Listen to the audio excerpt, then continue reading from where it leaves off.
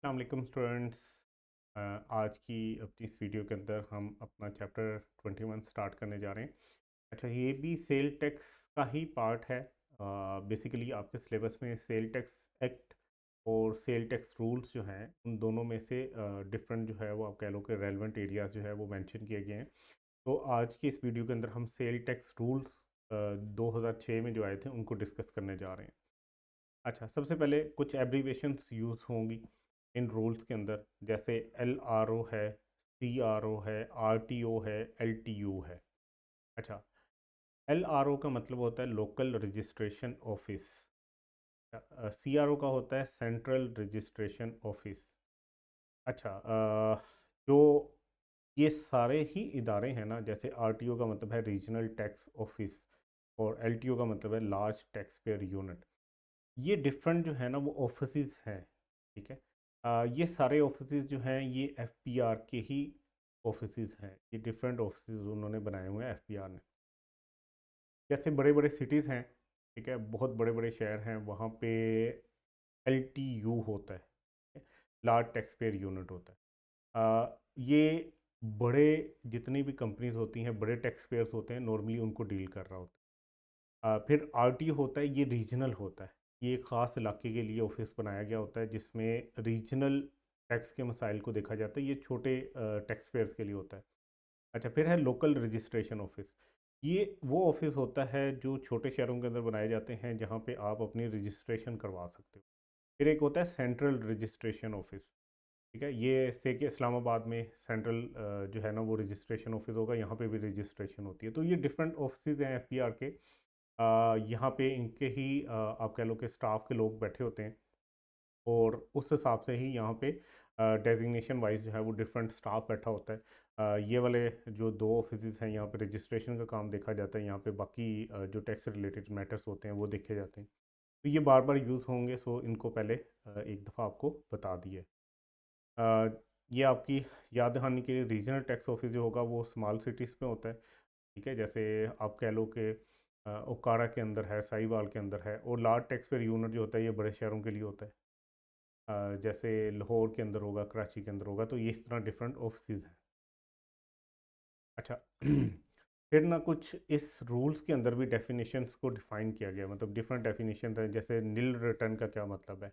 तो ये एक रिटर्न होती है जिसमें इंडिकेट हो रहा होता है कि आपने कोई सेल टैक्स जो है वो आपका पेएबल नहीं है। ठीक है, मतलब कोई एक रजिस्टर्ड पर्सन, जैसे हम इनकम टैक्स की रिटर्न के बारे में हमने पढ़ा, इसी तरह इनकम टैक्स की रिटर्न तो 1 साल के बाद जाती है, सेल टैक्स की रिटर्न हर मंथ जाती है। तो अगर आपकी उस मंथ के अंदर आपका कोई भी सेल टैक्स पेएबल नहीं है, से कि आपने कोई सेल ही नहीं की, उसके ऊपर आपने कंज्यूमर से कोई टैक्स ही वसूल नहीं किया या अगली पार्टी से कोई टैक्स वसूल नहीं किया, तो आपके लिए वो पेएबल भी नहीं है। तो ऐसी सूरत में आपने नील की रिटर्न फाइल करनी होती है। आपने बताना होता है कि मेरा ज़ीरो पेएबल है। ऐसा भी होता है कि सम केसेस में, एक्सेप्शनल केसेस में ऐसा भी हो सकता है कि जितनी आपकी आउटपुट बन रहा था वो सारा का सारा इनपुट के अगेंस्ट एडजस्ट हो जाए, तो फिर भी आपका पेएबल नहीं हो सकता। तो नील रिटर्न का मतलब क्या होता है कि ऐसी रिटर्न जो इंडिकेट कर रही हो कि कोई भी टैक्स, सेल टैक्स जो है वो पेएबल नहीं है रजिस्टर्ड पर्सन की तरफ से एक ख़ास टैक्स पीरियड के अंदर।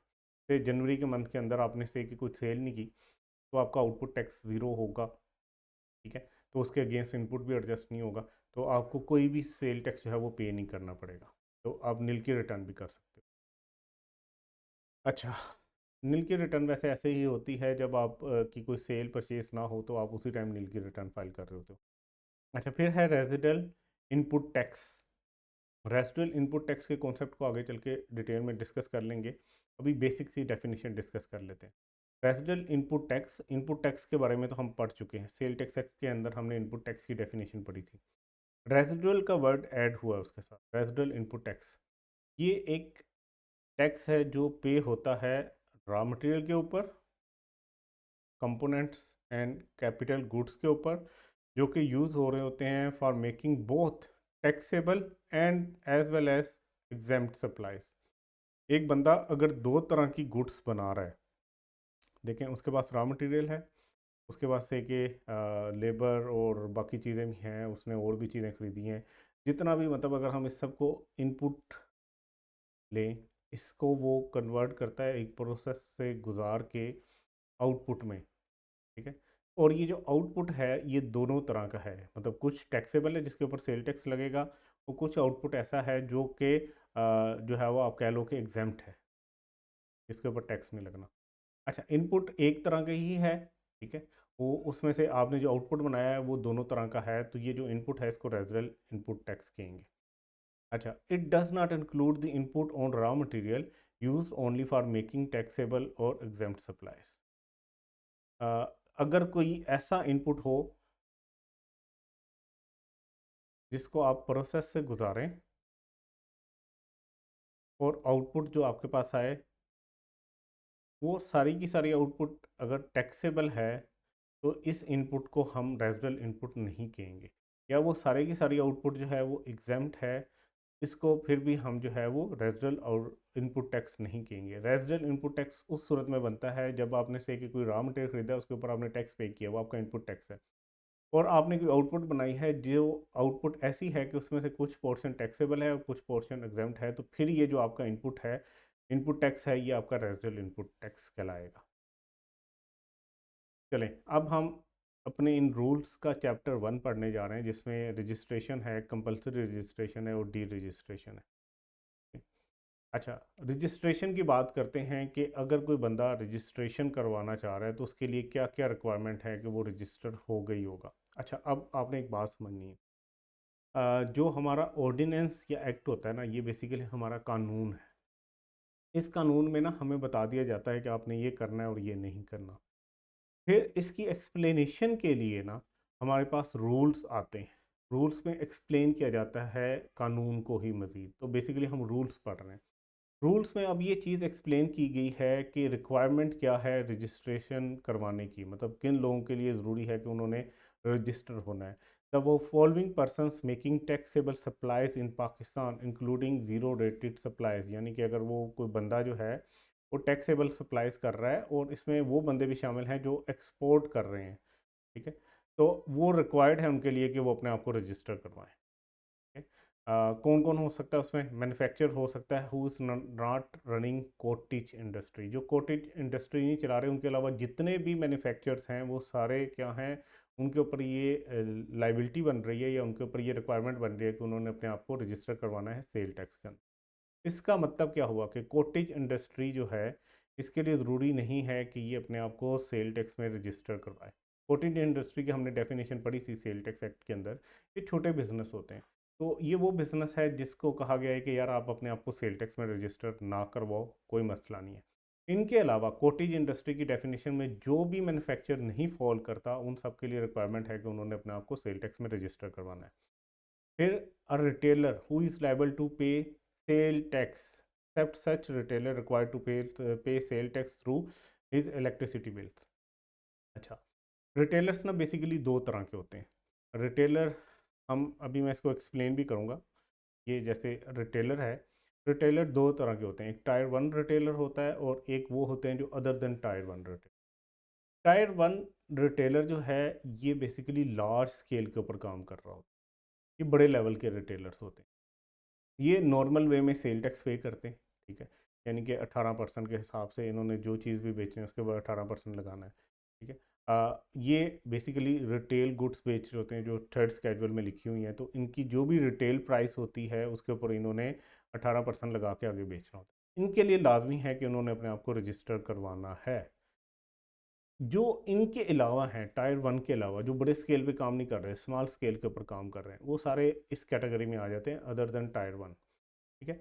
ये इनके लिए रजिस्टर करवाना ज़रूरी नहीं है क्योंकि इनके ऊपर जो सेल टैक्स है ना वो सप्लाई के ऊपर नहीं लिया जाता, यानी कि गुड्स बेचते हुए नहीं लिया जाता, ये पे करते हैं सेल टैक्स इलेक्ट्रिसिटी बिल के ऊपर। वापटा को बता दिया गया है कि भाई आपने इलेक्ट्रिसिटी बिल जब इनको भेजना है ना, तो आपने उसके ऊपर सेल टैक्स लगा के भेजना है। सेल टैक्स एक्ट के अंदर हमने ये पढ़ा है कि क्या रिक्वायरमेंट है, किस तरीके से जो रिटेलर हैं अदर देन टायर 1 वाले उनसे सेल टैक्स वापडा वाले किस तरीके से लेंगे, तो ये इस तरीके से पे कर रहे होते हैं। इनके लिए रिक्वायरमेंट नहीं है कि इन्होंने अपने आप को सेल टैक्स में रजिस्टर करवाना है। तो manufacturer other than cottage industry और रिटेलर जो कि टायर 1 के हैं, उनके लिए रिक्वायरमेंट है कि उन्होंने अपने आप को रजिस्टर करवाना है। अच्छा, आपने ये नहीं लिखना यहाँ पे क्या retailer who is liable to pay tax as he is a tier 1 retailer, आपने यही वर्डिंग यूज़ करनी है जो यहाँ पे लिखी है। उसके बाद कोई भी इंपोर्टर है तो उसने अपने आप को सेल टैक्स में रजिस्टर करवाना है। उसके बाद कोई भी होल सेलर है, ठीक है, होल सेलर की डेफिनेशन के अंदर जो है ना वो डीलर को भी कह दिया गया है कि डीलर भी होल सेलर ही समझा जाएगा, और डिस्ट्रीब्यूटर, ठीक है। सो कौन कौन है? मैन्युफैक्चरर है, रिटेलर हैं जो टायर 1 वाले हैं, इंपोर्टर हैं, होल सेलर हैं, सॉरी होल सेलर है, और होल सेलर के अंदर ही डीलर भी आ रहे हैं, और उसके अलावा आपका कौन है? डिस्ट्रीब्यूटर है। ये वो लोग हैं जिनके ऊपर रिक्वायरमेंट है कि उन्होंने अपने आप को सेल टैक्स में रजिस्टर करवाना है, क्योंकि वो टैक्सेबल सप्लाईज पाकिस्तान में बेच रहे हैं। अच्छा, उसके बाद ई पॉइंट है, ये पहले वाले पॉइंट्स के उसी के साथ ऐड हो रहा है। अ पर्सन रिक्वायर्ड, कोई भी पर्सन जो रिक्वायर्ड है कि वो क्या करें? Under other federal or provincial law to be registered for tax collection as it had if it were a levy of sale tax। कोई भी और बंदा जो किसी भी फेडरल या प्रोविंशियल लॉ के अंदर उसके ऊपर है कि वो रजिस्टर होना है उसने टैक्स कलेक्ट करने के लिए, और वो टैक्स ऐसा ही हो जैसा सेल टैक्स है, तो उसके लिए भी लाजमी है कि उसने अपने आप को सेल टैक्स में रजिस्टर करवाना है। और उसके बाद कमर्शियल एक्सपोर्टर, ठीक है, कोई भी कमर्शियल एक्सपोर्टर जो कमर्शियली एक्सपोर्ट कर रहा हो, जो कि इंटेंडेड है कि उसने ऑब्टेन करना है cell tax refund on he zero rated supply. हमने बताया था कि एक्सपोर्टर जो है वो जो सप्लाई कर रहा होता है पाकिस्तान से बाहर, उसके ऊपर ज़ीरो रेट के ऊपर सेल टैक्स लगता है। इसका मतलब ये है कि आउटपुट जो है, आउटपुट टैक्स जो है उसका ज़ीरो हुआ करेगा, लेकिन उसने कुछ चीज़ें तो खरीदी होंगी ना, तो उसके ऊपर इनपुट तो उसने दिया होगा, से 100 रुपये उसका इनपुट टैक्स बनता है। तो अब यहाँ पे उसने टैक्स दे दिया है लेकिन उसने आगे से कलेक्ट नहीं किया, तो ये उसको रिफ़ंड हो जाएगा। गवर्नमेंट कहेगी कि आपने बहुत अच्छा काम किया, आपने पाकिस्तान से बाहर चीज़ें भेजी हैं, तो आपसे हमने आउटपुट टैक्स जो है उसके ऊपर वैसे माफ़ किया हुआ है, कि माफ़ करने का मुराद ये नहीं है कि वो एग्जाम्प्ट है, उसके ऊपर 0% के हिसाब से सेल टैक्स लगता है। तो आपने जितना भी इनपुट टैक्स पे किया हुआ है वो सारे का सारा गवर्नमेंट आपको वापस कर देगी। तो अगर कोई कमर्शियल इंपोर्टर ये इंटेंशन रखता है कि उसने सेल टैक्स का रिफ़ंड लेना है गवर्नमेंट से, तो उसको भी अपने आप को रजिस्टर करवाना होगा, ठीक है। ये जो ऊपर वाला पॉइंट है ई, इसकी एग्जांपल है लग्जरी सीट्स, जैसे हमने ये डिस्कस किया था लग्जरी सीट्स के मुताबिक कि ये आपको लग रहा होगा कि सेल टैक्स नहीं है, लेकिन ये सेल टैक्स की ही तरह का एक टैक्स होता है। तो इस सूरत में अगर कोई बंदा इस तरह की लग्जरी सीट्स वगैरह बेच रहा है जो सेल टैक्स की ही लेवी एक किस्म की लग रही होती है, तो उसने भी अपने आप को सेल टैक्स में रजिस्टर करवाना है।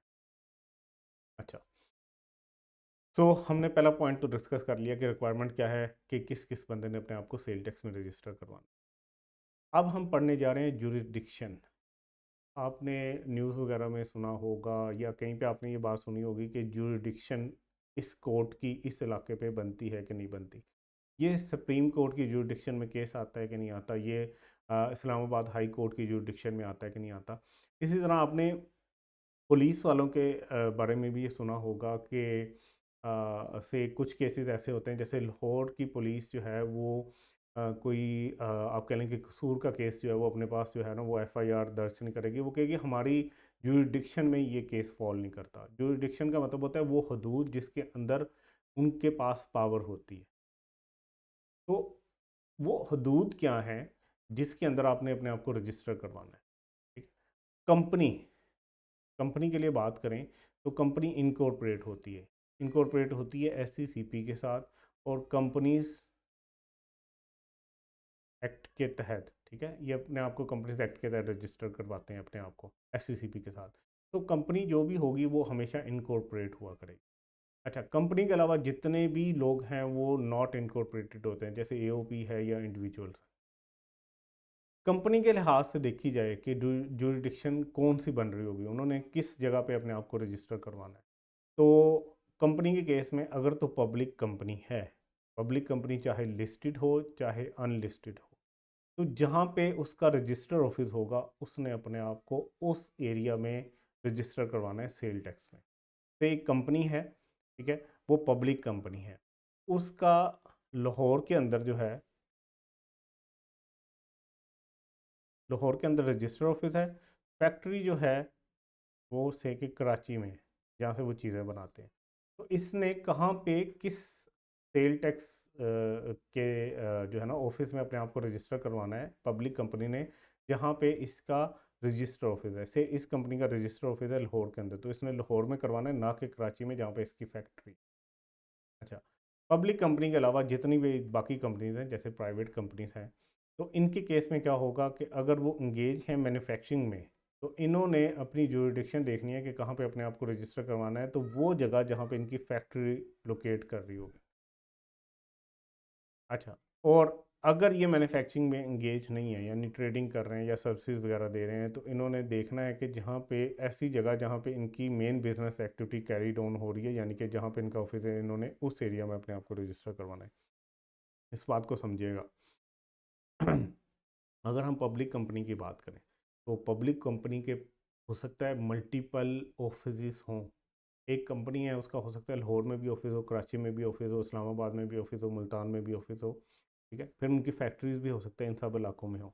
अगर तो पब्लिक कंपनी है तो उसने देखना है मेरा रजिस्टर्ड ऑफिस कहाँ पे है। जो रजिस्टर्ड ऑफिस, वो रजिस्टर्ड ऑफिस वो ऑफिस होता है जो आप SCCP को बताते हो कि ये मेरा रजिस्टर्ड ऑफिस है, जो उनका मेन हेड ऑफिस है, उसकी बात हो रही है। तो पब्लिक कंपनी के केस में जितनी मर्जी उसकी ब्रांचेस हों, जितने मर्जी उसके ऑफिस हों, जहाँ पे उसका रजिस्टर ऑफिस होगा वहाँ पे उसकी जुरिडिक्शन बन रही होगी रजिस्ट्रेशन करवाने। प्राइवेट कंपनी के केस में दो सिचुएशन बनती है, क्या कंपनी मैन्युफैक्चरिंग में इन्वॉल्व है या कंपनी कहाँ पे है वो नॉन मैन्युफैक्चरिंग काम कर रही है, जैसे ट्रेडिंग या सर्विसेज। पब्लिक कंपनी में तो चाहे वो मैन्युफैक्चरिंग हो चाहे वो नॉन मैन्युफैक्चरिंग हो, उसने रजिस्टर ऑफिस वाली जगह पे ही अपने आप को रजिस्टर करवाना है। जिस सिटी के अंदर उसका रजिस्टर ऑफिस है वहाँ पे उसने सेल टैक्स में अपने आप को रजिस्टर। प्राइवेट कंपनी के केस में मैन्युफैक्चरिंग की अगर कोई कंपनी है तो उसने जहाँ पे उसकी फैक्ट्री है उस इलाके में अपने आप को रजिस्टर करवाना है। और अगर वो मैन्युफैक्चरिंग में इन्वॉल्व नहीं है तो जहाँ पे उसका ऑफिस है यानी मेन जहाँ पे उसने एक्टिविटी परफॉर्म कर रहा है वहाँ पे अपने आप को रजिस्टर करवाना है। AOP या इंडिविजुअल की बात करें तो ये लोग अगर ट्रेडिंग सर्विसेज या मैन्युफैक्चरिंग यूनिट है इनका, ठीक है, तो बिजनेस प्रेमिसेस जो है इनकी अगर सेम लोकेशन में है, आ, इसको आप समझिएगा। कोई भी AOP या इंडिविजुअल अगर वो ट्रेडिंग कर रहा है, चाहे वो सर्विसेज दे रहा है, चाहे उनकी मैन्युफैक्चरिंग है, ठीक है, और उनके बिजनेस प्रेमिसेस जो है यानी कि सेम लोकेशन में ही है जहाँ पे उनकी जो है मेन एक्टिविटी हो रही है, कैरी हो रही है, तो उन्होंने अपने मेन ऑफिस वाली जो जगह है उस हिसाब से देखना है कि किस जगह पे मेन ऑफिस है, वहाँ पे उन्होंने अपने आप को रजिस्टर। अच्छा, अगर मैन्युफैक्चरिंग यूनिट है और business premises office different location पे, यहाँ पे क्या था, फैक्ट्री और ऑफिस एक ही जगह पे था। अगर तो मैन्युफैक्चरिंग है तो इन्होंने मेन ऑफिस वाली ही जगह पे करवाना है, इनके लिए तो वो डिफरेंट ही नहीं है। अगर वो ट्रेडिंग है तो उनका जहाँ पे मेन ऑफिस है वहाँ पे करवाना है, सर्विसेज है तो मेन ऑफिस है जहाँ पे करवाना है, अगर मैन्युफैक्चरिंग है तो फैक्ट्री और ऑफिस एक ही जगह पे है तो वहाँ पे करवाना है। अब यहाँ पे क्या किया गया, यहाँ पे सिर्फ मैन्युफैक्चरिंग की बात हुई हुई है, यहाँ पे ट्रेडिंग सर्विसेज की नहीं हुई। ट्रेडिंग सर्विसेज के लिए तो सिंपल सा रूल है कि उन्होंने क्या करना है, जहाँ पे उनका मेन ऑफिस है वहाँ पे करवाना है। अगर मैन्युफैक्चरिंग है और उनकी फैक्ट्री और हेड ऑफिस डिफरेंट जगह पे है, तो उन्होंने जहाँ पे उनकी फैक्ट्री है वहाँ पे तो फैक्ट्री में कहाँ किस लोगों ने जहाँ के फैक्ट्री है उस इलाके में अपने आप को रजिस्टर करवाना है। AOP और इंडिविजुअल जहाँ पे उनकी फैक्ट्री और ऑफिस डिफरेंट लोकेशन पे हैं तो फैक्ट्री के हिसाब से करवाना है। और प्राइवेट कंपनी के केस में कोई भी अगर मैन्युफैक्चरिंग है तो वहाँ पे जहाँ पे उसकी फैक्ट्री है वहाँ पे उसने अपने। पब्लिक कंपनी के केस में चाहे वो मैन्युफैक्चरिंग है, फैक्ट्री और ऑफिस डिफरेंट जगह पे भी है, उन्होंने देखने जहाँ रजिस्टर ऑफिस है तो वहाँ पे करवाना है रजिस्टर। अच्छा, अब इसको ज़रा पढ़ते हैं। A person required to be register, यानी कि जो हमने पहला पॉइंट पढ़ा था कौन कौन से लोग हैं जो रिक्वायर्ड है जिनके लिए कि उन्होंने अपने आप को रजिस्टर करवाना है। तो अगर वो बंदे जो रिक्वायर्ड हैं रजिस्टर होने के लिए, वो अप्लाई करेंगे कंप्यूटराइज सिस्टम के ऊपर for it through owner, owner कर देगा अप्लाई, मेंबर कर देंगे जैसे AOP है तो उसके मेंबर होंगे या पार्टनर होंगे वो कर देंगे, या कोई भी अथोराइज डायरेक्टर जो है कंपनी के केस में वो कर देगा। Application will specify RTO where registration is required. Regional tax office बताया जाएगा एप्लीकेशन के अंदर कि भाई इस रीजनल टैक्स ऑफिस के तहत हम रजिस्ट्रेशन करवाना चाहते हैं, इस इलाके के अंदर हम रजिस्ट्रेशन करवाते हैं। अब ये जुरिडिक्शन वाला जो हमने पीछे स्लाइड में ये सारा कुछ डिस्कस किया है, अब इसकी बात होने लगी। ठीक है, अब ये टैक्स की वर्डिंग हम पढ़ने लगे। ये ऊपर क्या बात हो रही है कि कोई भी बंदा जो रिक्वायर्ड है कि उसने अपने आप को रजिस्टर करवाना है, वो क्या करेगा, कंप्यूटर सिस्टम पे बैठेगा, ठीक है, यानी कि एफपीआर की वेबसाइट पे जाएगा। वहाँ पे कौन बंदा जा सकता है भाई? अगर तो अकेला इंडिविजुअल है तो वो खुद ही ओनर है बिजनेस का, वो जा सकता है कंप्यूटराइज सिस्टम पे बैठ के, ठीक है। वो ओनर समझा जाएगा। या अगर एओपी है तो उसका कोई मेंबर या पार्टनर चला जाए, ठीक है। या अथोराइज डायरेक्टर, अगर कोई कंपनी है तो उसमें से एक बंदे डायरेक्टर को अथोराइज किया जाएगा, वो चला जाएगा कि हम रजिस्टर करवाना चाहते हैं। वो ये भी बताएगा कि किस आरटीओ में वो रजिस्टर करवाना चाहते हैं, ठीक है। और ये आरटीओ की जुरिडिक्शन जो है वो इस तरह देखी जाएगी। अगर तो लिस्टेड या अनलिस्टेड पब्लिक कंपनी है, यानी पब्लिक कंपनी के केस में जहाँ पे रजिस्टर ऑफिस है उस एरिया में उसकी जुरिडिक्शन बन रही होगी, वो आरटीओ बता दिया जाएगा कि यहाँ पे हमारी जुरिडिक्शन फॉल कर रही है, इस आरटीओ के साथ हमें रजिस्टर कर दिया जाए।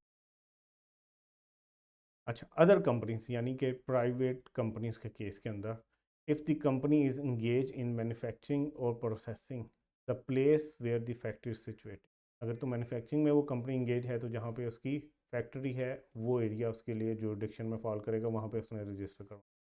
If the company is engage in the business और अदर देन मैन्युफैक्चरिंग प्रोसेसिंग, यानी कि ट्रेडिंग या सर्विसेज का काम कर रही है, तो the place where the main business activities carried on, तो वो उसकी जुरिडिक्शन बनेगी, वहाँ पे उसने अपने आप को रजिस्टर करवाना।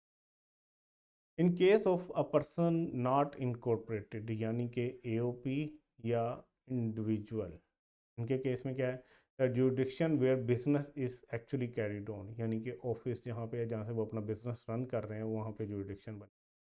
In case of a person not incorporating, having a single manufacturing unit and whose business premises and manufacturing unit are different location, वो केस जहाँ पे कंपनी के अलावा कोई बंदा जो है, यानी कि जो इनकॉर्पोरेट नहीं हुआ हुआ बंदा, एओपी हो चाहे इंडिविजुअल हो, और उसकी फैक्ट्री और उसका जो ऑफिस है वो डिफरेंट हो, फिर जुरिडिक्शन कहाँ पे होगी, where the manufacturing unit is located, यानी जहाँ पे फैक्ट्री है वहाँ पे उसकी जुरिडिक्शन बने। Jurisdiction of large tax payer unit shall be specified by the board. ये ज़रा देखिएगा, यहाँ पे हमें कहा गया था कि आरटीओ वालों की बात हो रही है, छोटे बिजनेसेस की बात हो रही है, उन्होंने खुद बताना है कि भाई इस जगह पे हम रजिस्टर होना चाहते हैं। जहाँ पे लार्ज टैक्स पेयर यूनिट्स हैं वहाँ पे बोर्ड बताएगा कि आपकी जो जुरिडिक्शन है वो कहाँ पे बन रही है, वहाँ पे आपने अपने आप को रजिस्टर, ठीक है। एफबीआर में transfer registration where place of business और रजिस्टर ऑफिस और manufacturing unit is located. FPR जो है वो अगर चाहे तो वो ट्रांसफ़र कर सकता है registration where place of business और रजिस्टर ऑफिस और मैन्युफैक्चरिंग यूनिट इज़ लोकेटेड। वो अगर चाहे तो वो किसी और जगह पे भी आपकी ट्रांसफ़र कर सकता है। इससे कि आपको लगता है कि मेरी जुरिडिक्शन लाहौर की बन रही है, वो कहेगा नहीं, क्योंकि आपके कहीं और भी ऑफिस हैं तो आप कराची में रजिस्टर करोगे तो एफपीआर ट्रांसफ़र कर सकता है, उसके पास ये पावर है। नेक्स्ट पॉइंट है हमारे पास, जो एप्लीकेशन दे रहा होगा, द एप्लीकेंट हैविंग एनटीएन और income tax registration shall using his login credentials upload the following information and documents। अच्छा, अब होता क्या है, आप सेल टैक्स में रजिस्टर होना चाहते हैं। सेल टैक्स के लिए तो रजिस्ट्रेशन जब हमने पढ़ी अभी इसी लेक्चर के अंदर, तो हमने कहा कुछ खास लोगों के ऊपर रिक्वायरमेंट है कि उन्होंने अपने आप को सेल टैक्स में रजिस्टर कर। लेकिन इनकम टैक्स जो है वो तो सारी ही कंपनीज वगैरह या सारे बिजनेसेस अपने आप को इनकम टैक्स में तो रजिस्टर करवा ही रहे होते हैं, क्योंकि उनकी इनकम तो आ ही रही होती है। तो अगर कोई एप्लीकेंट है जिसके पास एनटीएन है, यानी कि नेशनल टैक्स नंबर है, यानी कि उसने अपने आप को इनकम टैक्स में रजिस्टर करवाया हुआ है या इनकम टैक्स रजिस्ट्रेशन है उसके पास, वो क्या करेगा, वो लॉगिन करेगा एफपीआर की साइट पे जाके, अपना लॉगिन और पासवर्ड डालेगा, ये इसको कहते हैं लॉगिन क्रेडेंशियल्स, ठीक है। लॉगिन पासवर्ड करेगा, वहाँ पे वो क्या कर लेगा, अपने आप को लॉगिन कर लेगा एफपीआर की साइट पे, और उसके बाद वो अपलोड कर देगा ये वाली इंफॉर्मेशन और डॉक्यूमेंट, ठीक है। बेसिकली जो एफपीआर है ना, फेडरल बोर्ड ऑफ रेवेन्यू, ये इनकम टैक्स को भी डील करता है और सेल टैक्स को भी डील करता है। तो अगर आप इनकम टैक्स में रजिस्टर हो तो तब भी आपने एफपीआर के साथ अपने आप को जो है ना वो रजिस्टर करवाया होगा, तो आपके पास लॉगिन पासवर्ड होगा। और अब आप चाह रहे हो कि सेल टैक्स में रजिस्टर होना है, तो आपको ये इन्फॉर्मेशन और डॉक्यूमेंट्स देने होंगे। बैंक अकाउंट सर्टिफिकेट देना होगा, issued by bank in the name of business. एक बंदा जो है, कि उसका नाम ज़हीर है, उसने अपना ज़हीर एंड को के नाम से बिज़नेस स्टार्ट किया हुआ है। उसने अपने बिज़नेस के नाम के ऊपर जो है ना वो एक अकाउंट खुलवाना है। यानी कि वो अकाउंट उसका पर्सनल नहीं होगा, वो बिज़नेस के नाम पे किसी भी बैंक के साथ खुलवा। जब वो अकाउंट खुलवाएगा तो फिर वो बैंक को कह सकता है कि मुझे बैंक अकाउंट सर्टिफिकेट दे दो। तो वो बैंक अकाउंट सर्टिफिकेट भी उसने जमा करवाना है, ठीक है, वो भी उसने अपलोड करना है, बैंक अकाउंट सर्टिफिकेट देना है उसने। उसके बाद रजिस्ट्रेशन और कंज्यूमर नंबर देना है जो उसके गैस या इलेक्ट्रिसिटी के बिल के ऊपर आ रहा है। मतलब अगर आप सेल टैक्स में रजिस्टर होना चाहते हो तो आपको बैंक अकाउंट खुलवाना है, क्योंकि आपने बैंक अकाउंट सर्टिफिकेट लगाना है। बैंक वालों का एक सर्टिफिकेट होगा जिस पे लिखा होगा कि इस बंदे का ये बिज़नेस है और इसने ये हमारे साथ अकाउंट खुलवाया हुआ है। आपने वो जो है वो अटैच करना है। आपने गैस और बिजली जो है उसके ऊपर आपका रजिस्ट्रेशन या कंज्यूमर नंबर आ रहा होगा, आपने वो बताना है सेल टैक्स में रजिस्टर होने के लिए। फिर आपने पर्टिकुलर्स बताने हैं अपनी सारी ब्रांचेस के। अगर आपका बिज़नेस जो है वो मल्टीपल ब्रांचेस के ऊपर कंसिस्ट कर रहा है, यानी आपके मल्टीपल ब्रांचेस हैं, ठीक है, तो आपने क्या करना है, फिर सारी ब्रांचेस की इंफॉर्मेशन देनी है कि ये वाली ब्रांच मेरी इस जगह पे है, कसूर में, साहिवाल में, जहाँ जहाँ, वो सारी भी इंफॉर्मेशन आपने सेल टैक्स में रजिस्टर होने के लिए देनी है एफपीआर को। उसके बाद है GPS tagged photograph of business premises. जहाँ पे आपका ऑफिस है उसकी आपने पिक्चरें भी खींचनी है, और फिर जीपीएस से टैग हुई हुई वो पिक्चर्स, यानी कि आपने अपनी लोकेशन ऐड करनी है, वो भी आपने एफपीआर वालों को देनी है। In case of manufacturer also GPS tagged photograph of machinery, industry, electricity और गैस मीटर इंस्टॉल। अब ज़रा जितने पॉइंट हमने ये पढ़े हैं ना, ये सारे समझते हैं एक दफ़ा से कि ये बंदा है, ये अपने आप को सेल टैक्स में रजिस्टर करवाना चाहिए। ये सोल प्रोप्रेटर है, यानी कि ये ओनर है। तो ये ओनर क्या करेगा, ये इसके पास एनटीएन नंबर तो होगा, ठीक है, एफपीआर के साथ इसका लॉगिन भी बना होगा। इसने वो कंप्यूटर पे बैठना है, तो ये इसका कंप्यूटर है। इसने वो अपना लॉगिन और पासवर्ड डाल के जो है ना वो साइन इन कर लेना है एफपीआर की साइट पे। उसके बाद इसने ये इन्फॉर्मेशन वहाँ पे जमा करवानी है, या ये डॉक्यूमेंट्स जमा करवाने हैं।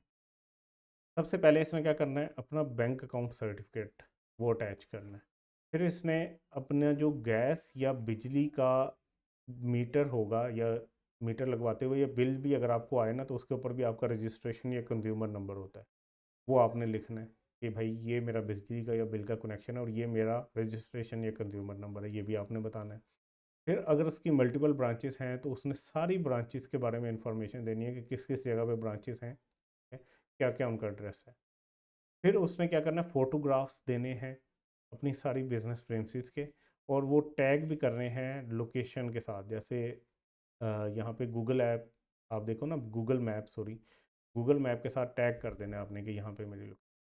फिर अगर वो मैन्युफैक्चरर है तो फिर उसने अपनी मशीनरी की भी पिक्चर्स भेजनी है। अगर वो मैन्युफैक्चरर नहीं है तो फिर सिर्फ बिजनेस की प्रीमिसेस की, अपने ऑफिस की पिक्चरें दे दे। अगर वो मैन्युफैक्चरर है तो ये वाली तो बिजनेस की पिक्चरें तो देनी ही है, साथ मशीनरी की भी फ़ोटोग्राफ्स जो है ना वो उसने बनानी है, और उसको भी जीपीएस से टैग करना है। उसके बाद इंडस्ट्रियल इलेक्ट्रिसिटी या गैस का मीटर वहाँ पे इंस्टॉल होना चाहिए, ठीक है, तो उसकी पिक्चर्स भी लेके वो साथ अटैच करेगा। अच्छा, on furnishing above documents the system shall register the applicant for sale tax। तो अगर आप ये सारी इंफॉर्मेशन दे दोगे तो सिस्टम आपको रजिस्टर कर देगा। जैसे आप फेसबुक का लॉगिन बनाते हो, इसी तरह आपका यहाँ पे भी लॉगिन पासवर्ड बन जाएगा सेल टैक्स के अंदर। आफ्टर रजिस्ट्रेशन, ठीक है, जब रजिस्ट्रेशन होगी, एप्लीकेंट और his authorize person shall visit e Sahulat centre of NADRA within a month for biometric verification. जब आपकी रजिस्ट्रेशन होगी, आपके पास लॉगिन पासवर्ड मोबाइल पे आ गया, आपका लॉगिन बन गया, अब आप रजिस्टर हो गए हो। अब 1 महीने का टाइम है जिसके अंदर आपने जाना है नादरा के ई सहूलत सेंटर्स हैं, पाकिस्तान में हर शहर में तकरीबन बने हुए हैं, वहाँ पे जाके आपने बायोमेट्रिक करवानी। बायोमेट्रिक कौन करवा रहा होगा, जिसने दरख्वास्त दी है, यानी जिसने एप्लीकेशन दी है, या कोई और अथोराइज पर्सन जिसको अथोराइज किया गया। इन केस ऑफ फेलियर, अगर आप नहीं करवाते biometric, the name shall be taken of the sale tax active tax payer list. तो आपको दोबारा से एक्टिव टैक्स पेयर लिस्ट में से आपका नाम ख़त्म कर दिया जाए कि बंदा ये एक्टिवली टैक्स पेयर नहीं है sale tax. In case of manufacturer, जहाँ पे कोई मैन्युफैक्चरर हो तो बोर्ड में require post verification through field officer और थर्ड पार्टी।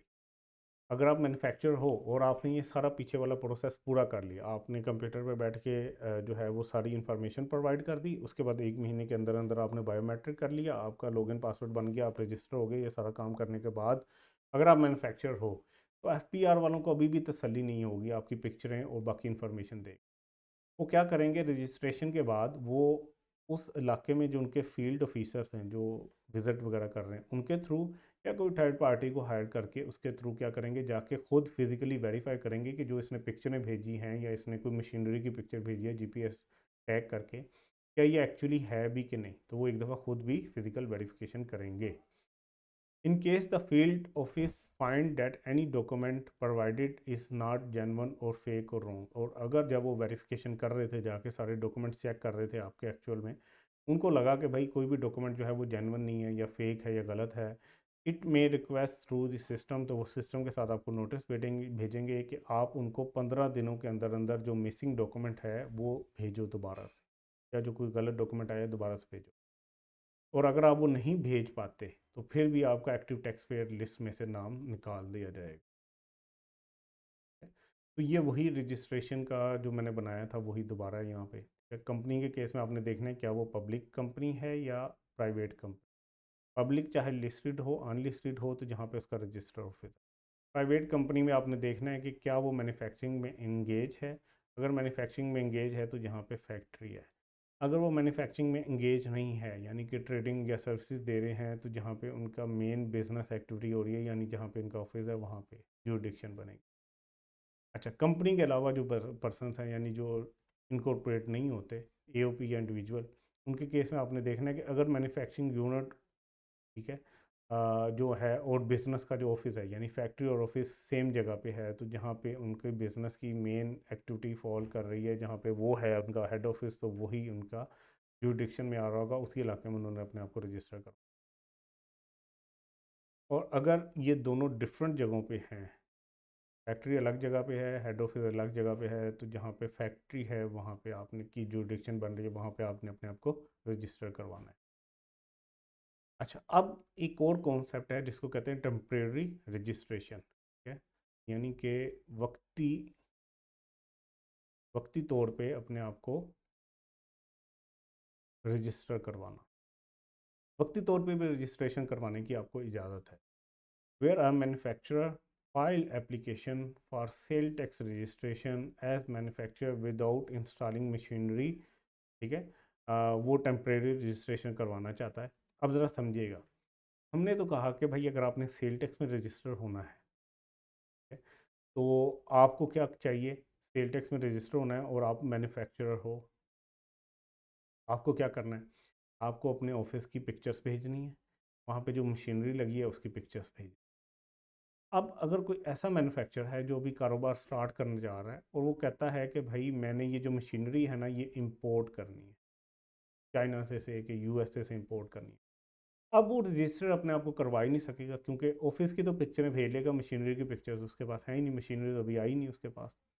अब अभी वो उसने इंपोर्ट करनी है, तो अब वो गवर्नमेंट के पास जाए यानी एफपीआर के पास जाए कि मुझे वक्ती तौर पे रजिस्टर तो करो, ठीक है, ताकि मैं इंपोर्ट तो कर सकूं। इंपोर्ट करते हुए उसने इनपुट टैक्स पे करना है, तो वो अगर रजिस्टर होगा तो तभी इनपुट टैक्स क्लेम कर सकेगा ना, इंपोर्ट के ऊपर इनपुट टैक्स लगता है। वो कहेगा मुझे वक्ती तौर पे आप रजिस्टर कर दो, जब मेरी मशीन आ गई मैं पिक्चरें लेके दोबारा आपके साथ जो है ना सही वाली रजिस्ट्रेशन कर। तो यही लिखा हुआ है, where a manufacturer file application for sale tax registration as manufacturer without installing machinery, अभी उसने मशीनरी इंस्टॉल नहीं की और वो अपने आप को रजिस्टर करवाना चाहता है सेल टैक्स में, ठीक है? इसका मकसद क्या है, फॉर पर्पस ऑफ इंपोर्ट, वो इंपोर्ट करना चाहता है, तो टेम्परेरी रजिस्ट्रेशन की उसको इजाज़त होगी। और ये टेम्परेरी रजिस्ट्रेशन कितने पीरियड के लिए होगी, 60 दिनों के लिए। If he furnish complete list of machinery, अगर वो प्रोवाइड कर देता है पूरी लिस्ट जो वो इंपोर्ट करने जा रहा है मशीनरी की, तो उसको इजाज़त मिल जाएगी, 60 दिनों के लिए उसको टेम्परेरी रजिस्ट्रेशन मिल जाएगी, ठीक है। तो एक तो उसने लिस्ट ऑफ मशीनरी देनी है, ठीक है, जो वो इंपोर्ट करने जा रहा है, और साथ उसने बिल ऑफ लेडिंग और गुड डिक्लेरेशन देनी है।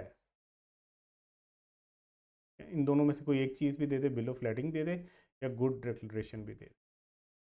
बिल ऑफ लेडिंग क्या होती है, आप ज़रा समझिएगा। से एक बंदा जो है ना वो बैरी जहाज़ के ऊपर, ये मैं बैरी जहाज़ बनाता हूँ, इस बैरी जहाज़ के ऊपर ना ये उसकी मशीनरी पड़ी है, वो ये मशीनरी इंपोर्ट करने जा, और ये इंपोर्ट हुई है यहाँ से, चाइना से चली है, ये यहाँ से चलते चलते इसने यहाँ पे आना है, ये कराची है। जब ये कराची पहुँचेगी तो यहाँ पे इसके ऊपर सेल टैक्स भी लगेगा। हमें पता है इंपोर्ट स्टेज के ऊपर कोई भी चीज़ पाकिस्तान में आती है तो उसके ऊपर सेल टैक्स। अब ये सेल टैक्स में रजिस्टर नहीं है और उसको पता है कि मेरी चीज़ यानी मेरी मशीन जब पाकिस्तान पहुँचेगी तो उसके ऊपर सेल टैक्स, तो ये चाहता है कि भाई अभी मैं मैन्युफैक्चरिंग तो कर नहीं रहा क्योंकि मेरी मशीन ही अभी इंपोर्ट नहीं हुई, लेकिन मैं अपने आप को वक्ती तौर पे रजिस्टर करवाना चाहता हूँ सेल टैक्स में। तो उसको इजाज़त होगी, 60 दिन का उसको टाइम दिया जाएगा जिसके अंदर वो रजिस्टर्ड रहेगा सेल टैक्स के अंदर। इसको कहते हैं टेम्परेरी रजिस्ट्रेशन। उसके लिए इसको करना क्या है, एक तो वो लिस्ट देगा सारी मशीनरी की जो वो इंपोर्ट कर रहा है, दूसरा वो एक डॉक्यूमेंट देगा जिसको कहते हैं बिल ऑफ लेडिंग या गुड डिक्लेरेशन। ये डॉक्यूमेंट जब इसने ये इस बैरी जहाज़ पे चढ़ाई होगी ना अपनी मशीनरी, तो उस टाइम इसको मिल गया होगा कि बिल ऑफ लेडिंग है ये चीज़ अब यहाँ से जहाज़ पे चढ़ गई है। तो ये उसने एक जमा करवाना है, एक लिस्ट ऑफ मशीनरी जमा करवानी है, तो उसको वक्ती तौर पे रजिस्टर कर दिया जाएगा 60 दिनों के लिए।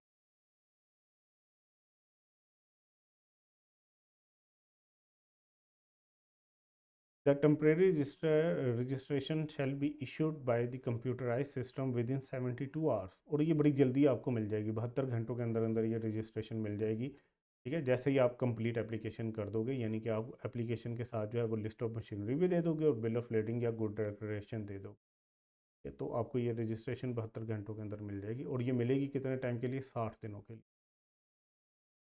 The person shall no import plant machinery and raw material. अब वो क्या कर सकता है, प्लांट भी इंपोर्ट कर सकता है, मशीनरी भी और रॉ मटेरियल भी। ठीक है, उसको देखें कोई भी चीज़ बनाने के लिए उसको मशीनरी भी चाहिए और रॉ मटेरियल भी चाहिए, तो ये सारी चीज़ें वो इंपोर्ट कर सकता है एज अ मैन्युफैक्चरर, और वो मैन्युफैक्चरर बन के इंपोर्ट कर सकता है। If he submit the custom authorities a post dated cheque of taxes. अब एक और चीज़ इसके अंदर आ गई है, इस चीज़ में ये कहा जा रहा है कि भाई आप इंपोर्ट करने के लिए आपने अपने आप को टेम्परेरी रजिस्ट्रेशन तो करवा लिया, आप टेम्परेरी तौर पे रजिस्टर तो हो गए। अब आप एज इंपोर्टर जो है वो प्लांट भी इंपोर्ट करवा सकते हो, मशीनरी भी इंपोर्ट करवा सकते हो, रॉ मटेरियल भी इंपोर्ट। लेकिन एक और शर्त है, जो कस्टम वाली अथॉरिटीज़ है ना, गवर्नमेंट का जो कस्टम डिपार्टमेंट है, जो जब कोई चीज़ पाकिस्तान में आती है तो क्लियर करता है कस्टम डिपार्टमेंट, तो तब वो उस बंदे को दी जाती है। इस कस्टम डिपार्टमेंट को ना उसने एक चेक जमा करवाना है, चेक के ऊपर उसने फ्यूचर की डेट डालनी है कि भाई जब भी ये मेरी मशीनरी प्लांट या रॉ मटेरियल पाकिस्तान में आएगा ना, तो मेरे जितने भी टैक्सेस बनेंगे वो सारे आप मेरे से आज चेक ले लो, इसके ऊपर मैं सारे टैक्सेस कैलकुलेट करके चेक बना के दे रहा हूँ कि जब भी आएगा ना तो आप इसको, फ्यूचर की डेट का चेक है, आप इसको उसी टाइम कैश करवा के अपने अकाउंट में जमा करवा लीजिए। तो अब वो टेम्प्रेरी रजिस्टर हो सकता है। बेसिकली हमने क्या करना होता है कि अगर हम टेम्प्रेरी रजिस्ट्रेशन करवाना चाह रहे हैं तो हमने क्या करना है, एक तो हमने लिस्ट ऑफ मशीनरी देनी है, एक हमने बिल ऑफ लेडिंग या गुड डिक्लेरेशन देना है, तो हमें 72 घंटों के अंदर टेम्प्रेरी रजिस्ट्रेशन मिल जाएगी और ये 60 दिनों के लिए मिलेगी। उसके बाद हम अपनी सारी चीज़ें इंपोर्ट कर सकते हैं। शर्त एक और भी है कि हमने कस्टम अथॉरिटीज़ को ना एक फ्यूचर की डेट का चेक दे देना है कि भाई हमारे इतने टैक्सेस बनते हैं, हम खुद कैलकुलेट करेंगे कि हमारा कितना सेल टैक्स और बाकी टैक्सेस कितने बनते हैं, और हम फ्यूचर की एक डेट डाल के कस्टम वालों को चेक दे देंगे कि भाई जब भी हमारी चीज़ें पाकिस्तान पहुँचे ना, तो ये हम एडवांस में आपको चेक दे रहे हैं कि हम भागने वाले नहीं हैं, आप उसी टाइम हमारा टैक्स जो है वो क्रेडिट कर लीजिएगा अपने अकाउंट में, तो हमारी चीज़ें क्लियर हो जाएंगी। ठीक है? तो इसको एक्सप्लेन कर देता हूँ मैं एक दफ़ा से, you are unable to register as you don't have plan to upload the picture of plant. ठीक है, लेकिन आपकी इंटेंशन है कि आपने इसको इंपोर्ट करना है, तो फिर आपके ऊपर ये सारा सेक्शन लगेगा, आपने अपने आप को टेम्प्रेरी रजिस्टर करवाना होगा। अच्छा, अभी वही कंटिन्यू है। If list of machinery install is not submitted, अगर हो सकता है कि आप वो लिस्ट ना सबमिट करो 60 दिनों के अंदर अंदर, ठीक है, टेम्प्रेरी रजिस्ट्रेशन के, the temporary registration shall be disabled, तो आपकी डिसेबल कर दी जाएगी वो registration. The post dated cheque shall be in cash, और चेक को वो इन कैश कर लेंगे, ये एच है यहाँ पे, इन कैश। आपकी रजिस्ट्रेशन ख़त्म कर देंगे, लेकिन जो आपने पोस्ट डेटेड चेक दिया होगा उसको वो अपने पास जो है ना वो जमा करवा लेंगे अपने bank. A person holding temporary registration self file monthly return, 60 दिन के लिए वो रजिस्टर है ना, तो इन दोनों महीनों के अंदर वो अपनी मंथली रिटर्न भी फाइल करेगा जैसे रजिस्टर्ड पर्सन ने करनी होती है। But shall not issue or sell credit invoice, और लेकिन क्योंकि अभी वो वक्ती तौर पे रजिस्टर है तो किसी को सेल की टैक्स की इनवाइस नहीं करनी उसने। समझिएगा ज़रा बात, इस बंदे ने जो टेम्परेरी रजिस्टर अपने आप को करवा रहा है, इसने क्यों रजिस्टर करवाया? इसने रजिस्टर इसलिए करवाया है कि ये या तो बाहर से प्लांट मशीनरी इंपोर्ट कर रहा है या ये साथ रॉ मटेरियल भी इंपोर्ट कर रहा है। तो अब 60 दिनों के लिए तो ये रजिस्टर हो गया, वो चीज़ें हो सकता है पाकिस्तान में पहुंच जाए, और उन चीज़ों को मैन्युफैक्चरिंग में यूज़ करने के बजाय हो सकता है वो आगे बेचना शुरू कर दे, तो भाई इस चीज़ की इजाज़त नहीं है। कोई भी बंदा जो है वो टेम्परेरी तौर पे जो रजिस्टर हुआ है वो मंथली रिटर्न तो फाइल करेगा, लेकिन वो क्या होगा, सेल टैक्स इनवाइस किसी को इशू नहीं कर सकता, कोई चीज़ बेच नहीं सकता। ठीक है? और अगर कोई इनवाइस उसने इशू की तो उसको कोई इनपुट टैक्स जो है वो नहीं मिलेगा। ठीक है, ये इसके ऊपर एक थोड़ी सी सख्ती की गई है। No sale tax refund shall be paid during the period of temporary registration and input may be carry forward to his return subsequent tax period. इसको ज़रा समझिएगा, 60 दिनों के लिए आप टेम्परेरी तौर पे रजिस्टर्ड हो, 60 डेज के लिए। अगर आपने मैन्युफैक्चर बनना है और बाहर से मशीनें मंगवा रहे हो, उसके बाद हो सकता है आपने एक्सपोर्ट भी करनी हो। ठीक है? तो अगर आप इन देश के अंदर अंदर जब तक आप टेम्परेरी तौर पे रजिस्टर्ड हो, तो से कि आपका आउटपुट टैक्स जो है वो ज़ीरो बन रहा है, और इनपुट टैक्स जो है वो से कि आपका 16 बन रहा है या 18 बन रहा है। अब ये आपके पास एक्स्ट्रा पड़ी हुई चीज़, इसको आप रिफ़ंड नहीं ले सकोगे, ये रिफ़ंड आगे चला जाएगा। भाई जब आप टेम्परेरी रजिस्ट्रेशन से बाहर निकल के सही फुल टाइम रजिस्टर हो जाओगे तो उस टाइम जाके इसको क्लेम कर लेना, उस टाइम इसको आप क्या कर लेना, उस टाइम इसको आप रिफ़ंड ले लेना 18 का। लेकिन जब तक आप टेम्परेरी रजिस्टर हो तब तक आपको रिफ़ंड नहीं मिलेगा।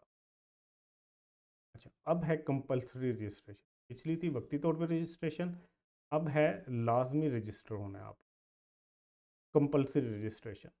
If a person required to be registered does not apply for it, एक बंदा था जो कि हमने पढ़ा था ना कौन से बंदे जो हैं उनके लिए लाजमी है रजिस्टर होना, अगर वो बंदा उनमें फॉल कर रहा है और उसने अप्लाई नहीं किया रजिस्टर्ड होने के लिए, the commissioner may issue or notice to such person, तो कमिश्नर क्या कर सकता है, उस बंदे को नोटिस भेज सकता है। If commissioner received a reply from the person, तो अगर उसको रिप्लाई मिल गया कमिश्नर, ठीक है, कमिश्नर ने एक बंदे को जो है वो नोटिस भेजा कि भाई आपको तो लाजमी रजिस्टर होना चाहिए, आप तो फॉल कर रहे हो रजिस्ट्रेशन की रिक्वायरमेंट में, लेकिन आपने अप्लाई नहीं किया। अगर कमिश्नर ने इसको नोटिस भेजा और इस बंदे ने रिप्लाई कर दिया, ठीक है, और उसने कॉन्टेस्ट किया कि भाई मेरी लाइबिलिटी नहीं है रजिस्टर होने की, he shall personally hear the case, तो कमिश्नर पर्सनली उसको सुनेगा कि भाई क्यों नहीं बनता आपका। Then he may pass an order for compulsory registration, और अगर फिर भी उसको लगता है कमिश्नर को कि इसको रजिस्टर होना चाहिए, तो फिर वो उसके लिए एक ऑर्डर पास करेगा, भाई तुम अपने आप को लाजमी रजिस्टर करवाओ। Copy of order shall be provided to the person, और उसकी कॉपी बंदे को भी दी जाएगी। Order shall be entered in the computerise system, साथ साथ ये कंप्यूटराइज सिस्टम पे भी चढ़ा दी जाएगी जो ऑर्डर उसने किया है कमिश्नर।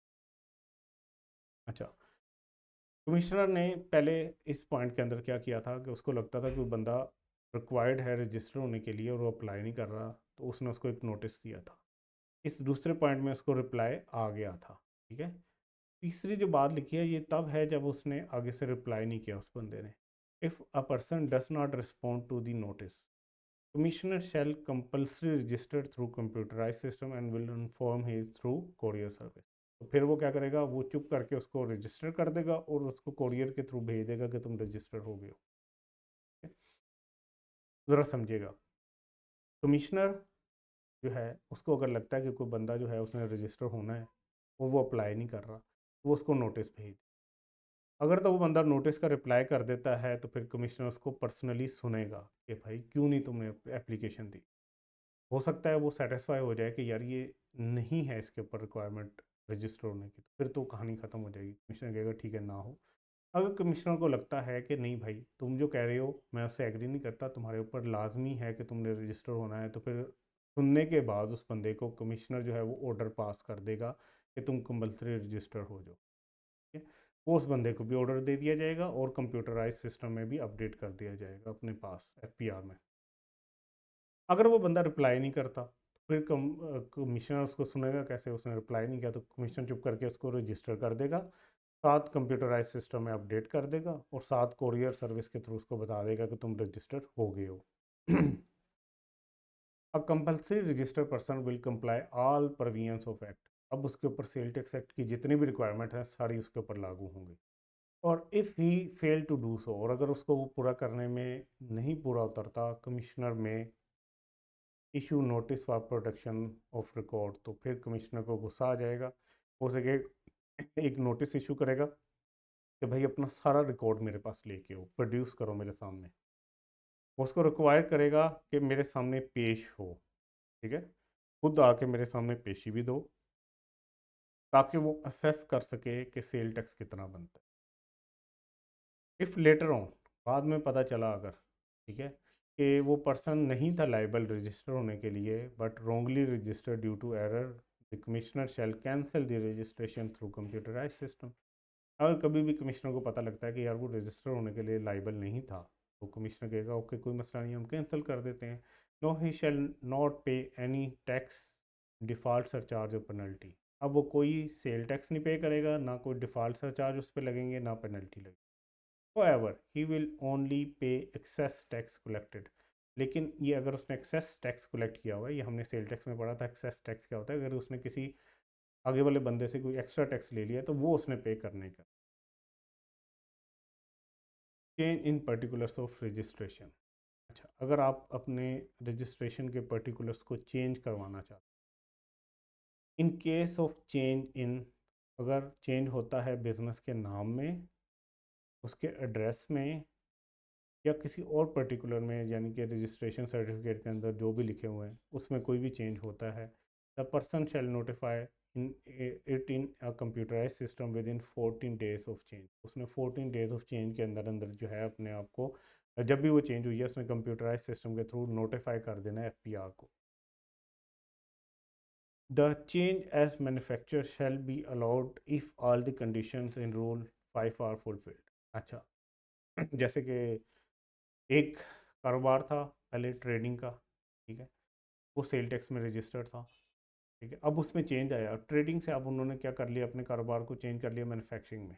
तो अब इस सूरत में उन्होंने क्या करना है, वो जो रिक्वायरमेंट है ना कि फ़ोटोग्राफ्स आपने प्लांट के भी भेजने हैं, जीपीएस जो है उसको साथ टैग करके, तो अब उसने वो भी साथ जमा करो।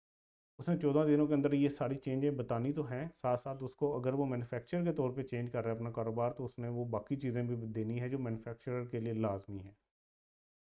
इफ़ चेंज इज़ अप्रूव्ड, अगर कमिश्नर अप्रूव कर देता है कि ठीक है चेंज आपकी हमने नोट कर ली है, computerise system will issue a revise registration certificate. अच्छा, एक उसको मिला होगा जब पहली दफ़ा वो रजिस्टर हुआ होगा तो तब उसको सर्टिफिकेट मिला होगा, अब उसमें कोई चेंज आया है तो उसको नया सर्टिफिकेट रिवाइज वाला मिलेगा। The effective date shall be the date the person applied for change, और इसके ऊपर इफेक्टिव डेट क्या होगी, जिस दिन उसने अप्लाई किया था, जिस दिन वो अप्रूव हुआ है वो डेट नहीं, जिस दिन उसने अप्लाई किया था उस डेट से उसको सर्टिफिकेट मिलेगा। द कमिश्नर में बेस्ड ऑन अवेलेबल इंफॉर्मेशन, ठीक है, कमिश्नर जो उसके पास दस्तियाब इंफॉर्मेशन उसकी बेसिस के ऊपर आफ्टर इंक्वायरी करने के बाद मॉडिफिकेशन कर सकता है रजिस्ट्रेशन ऑफ पर्सन, उसकी रजिस्ट्रेशन के अंदर वो खुद भी मॉडिफिकेशन कर सकता है। अच्छा, नेक्स्ट है हमारे पास topic transfer of registration. The board may transfer the registration of a person from jurisdiction of one LTU और आरटीयू टू अनदर। ठीक है, ठीक है, एक बंदा जो है वो पहले इस एलटीयू में था, अब वो इस एलटीयू में जा रहा है, तो बोर्ड ये ट्रांसफ़र कर सकता है रजिस्ट्रेशन। ठीक है, या पहले वो इस आरटीओ में था, अब वो इस आरटीओ में जाना चाह रहा है, तो बोर्ड चेंज कर सकता है। ऑन ट्रांसफ़र ऑफ रजिस्ट्रेशन, अगर ऐसी रजिस्ट्रेशन ट्रांसफ़र हो, जुरिडिक्शन ट्रांसफ़र हो, all record responsibilities of registered person shall be transfer to new RTO या एलटीओ। तो जितने भी उसके डॉक्यूमेंट्स पुराने आरटीओ के ऑफिस में पड़े थे या एलटीओ के ऑफिस में पड़े थे, वो सारे अब नए बंदे को ट्रांसफ़र कर दिए जाएंगे, नए आरटीओ को ट्रांसफ़र कर दिए। द आरटीओ और आरटीयू और sorry LTO or RTO where registration is transferred shall now exercise jurisdiction regarding action taken or pending against the taxpayer। अब जितनी भी कार्रवाइयाँ उस बंदे के पास इस आरटीओ के अंदर थी, अब वो नए वाला लिया करे। वही पॉइंट आगे कंटिन्यू हो रहा है। In case of transfer the board shall issue intimation letter to the person along with the copy to LTO और RTO.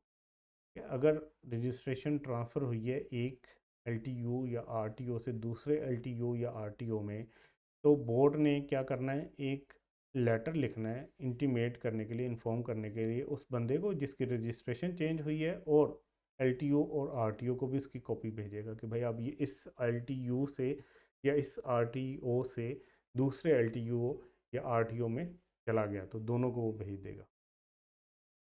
If a person intend to shift his business activity from the jurisdiction of one LTO or RTO to another, he shall apply to the board।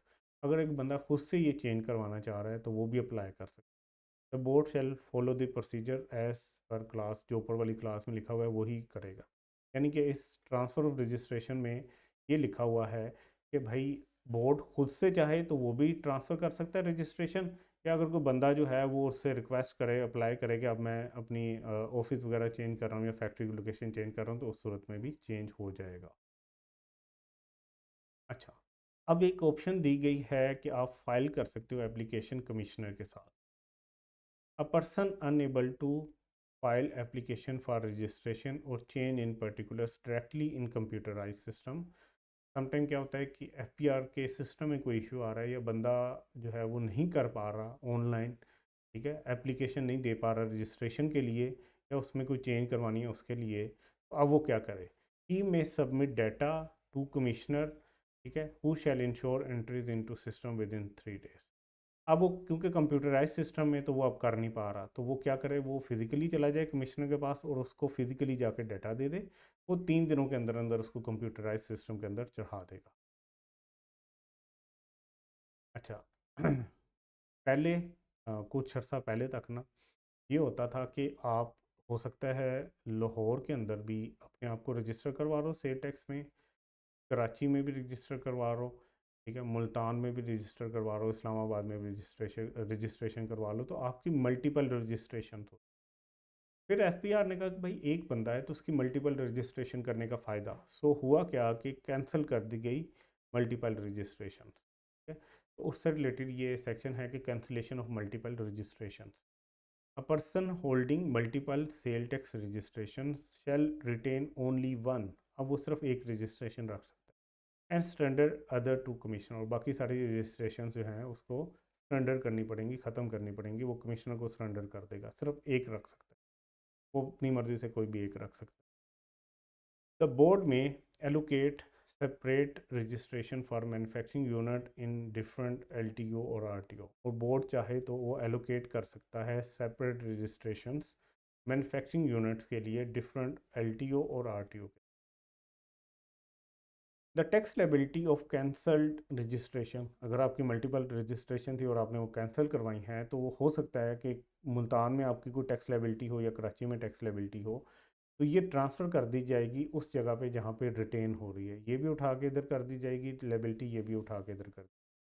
If registrations are in different L T Us और R T Os the old commissioner shall transfer the tax arrear file to new L T U और R T O.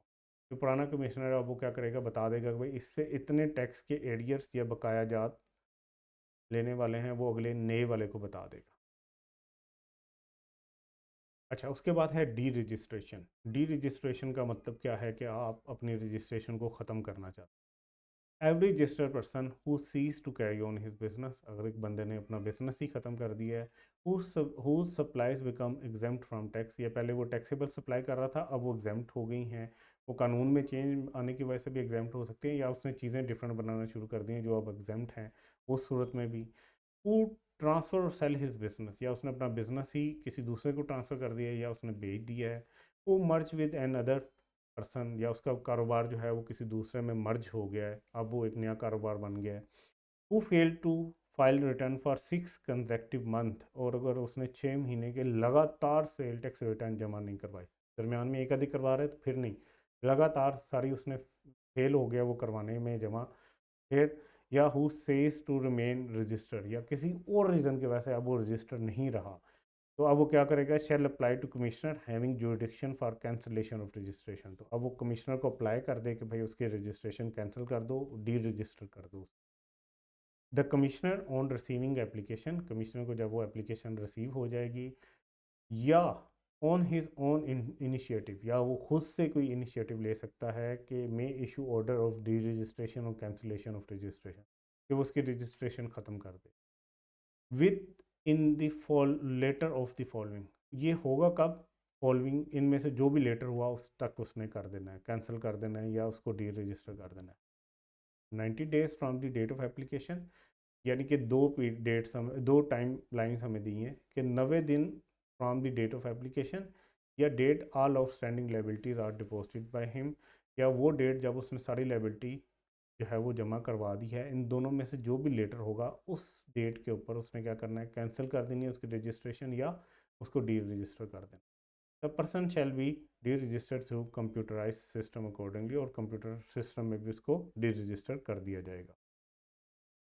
The commissioner will complete audit proceedings with 90 days। अब क्योंकि वो कारोबार ख़त्म कर रहा है, ठीक है, अपने आप को डी रजिस्टर करवा रहा है, तो उसका कमिश्नर ऑडिट भी करवाएगा।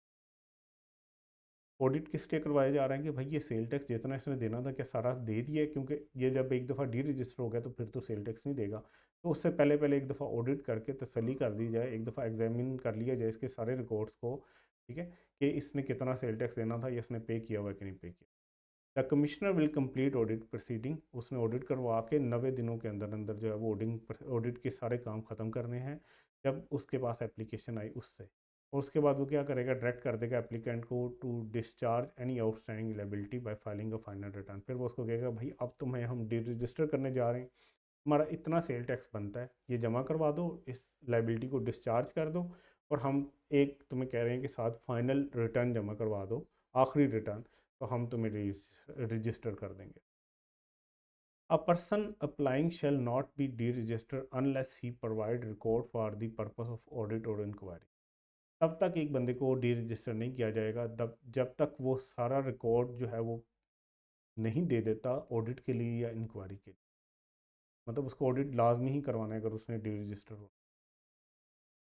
The person will be D register after a notice is issued, ठीक है, उसको जब नोटिस मिल जाएगा, इशू हो जाएगा उसको नोटिस, तो वो डी रजिस्टर हो जाएगा। And opportunity of being heard is provided to him, और उसे एक दफ़ा सुन भी लिया जाएगा, उसके बाद वो डी रजिस्टर हो जाएगा। The liability before deregistration shall still be payable because of cancellation or cessation of registration। अच्छा, अगर डी रजिस्टर गलती से पहले कर भी दिया और उसकी स्टिल कोई लाइबिलिटी है पे करने वाली, तो वो हमेशा रहेगी जब तक वो उसको पे नहीं करेगा। चलें, ये अब एक एग्जांपल है, इंशाल्लाह ये नेक्स्ट लेक्चर के अंदर हम डिस्कस करेंगे। अपना ख्याल रखिएगा, अल्लाह हाफिज़।